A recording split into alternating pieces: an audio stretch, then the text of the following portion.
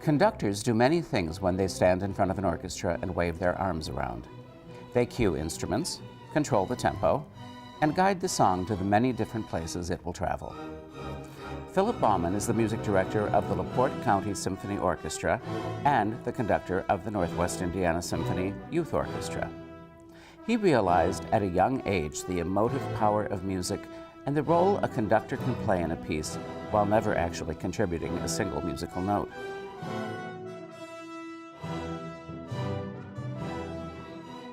The best words of advice I ever received, which was, if you don't have to do this, don't do it. It made me really think about every step I took through high school and beyond. Is this what I really have to do?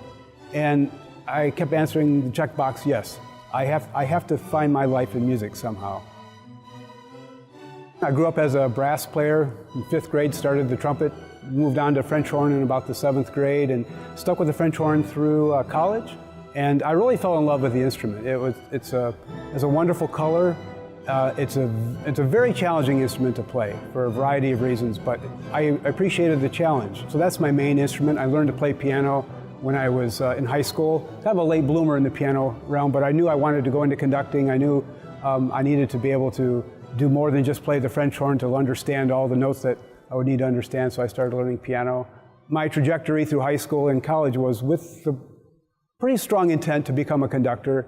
And then when I got out of college and had a chance to play in a professional situation with a symphony orchestra, playing French horn, I just realized as time went on, my anxiety was just too much. I really wasn't enjoying it as much as I thought I could. But yet at the same time was getting conducting opportunities and felt that oddly enough, when I stood in front of a group, had all those eyes on you and trying to do all those things, I just felt at home. So I thought, wow, this is very strange, but let's follow that path. And I remember my very first time when I conducted a professional symphony orchestra, I was shaking in my boots till I got to the podium. We played great music. I felt really at home, turned around, started shaking again, and walked away. But I said to myself, wait a minute. When I was there, that was the world I wanted to be in.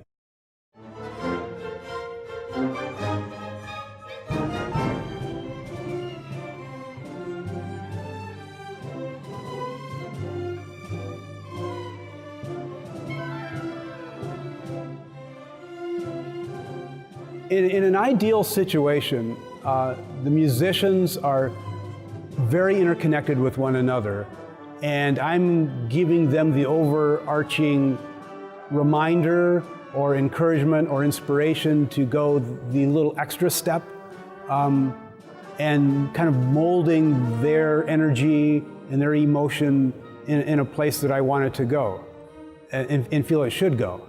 Sometimes your job is very particular, and especially if there's a difficulty down the road, when you need to get people back on track.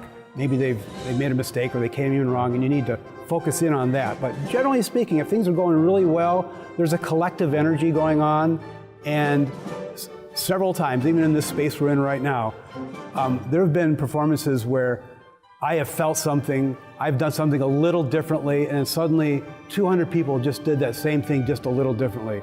We were somehow all on the same plane, and that's when the magic happens.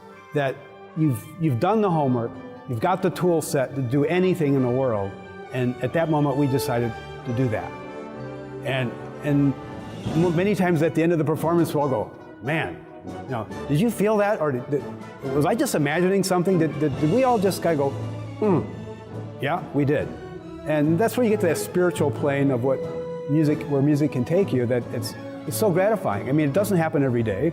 It may happen 10, 15 times in your lifetime. But when it does happen, you recognize it, and that's what you keep shooting for all the time.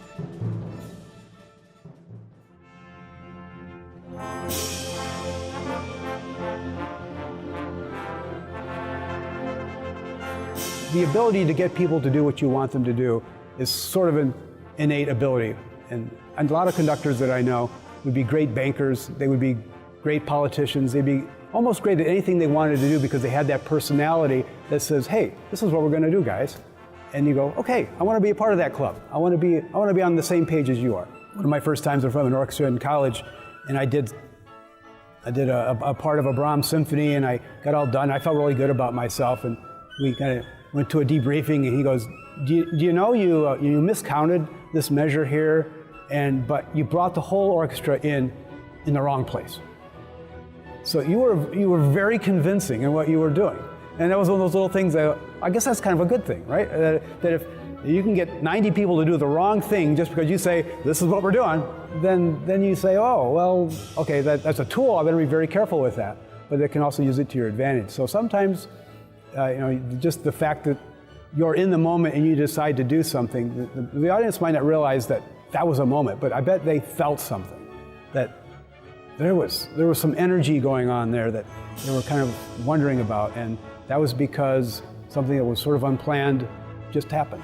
And the musicians can feel that, the audience can feel that. They don't necessarily be able to put it in words, but they sense there was an energy going on that was just remarkable. And that's why they're going to come to the next performance, because they don't know what's going to happen. They know what they want to have happen, and they hope, based on the reputation of the ensemble, they have a pretty good expectation as to what that experience is going to be, but they just don't know until they're there. But you strive to make it different and new, and generally you do get something new out of it, and a new way of looking at it, a new level of understanding or experience, and the audiences like the familiarity, but yet the unknown, and they get both of them in the same package. You can follow Mr. Bauman and the LaPorte County Symphony Orchestra at lcso.net.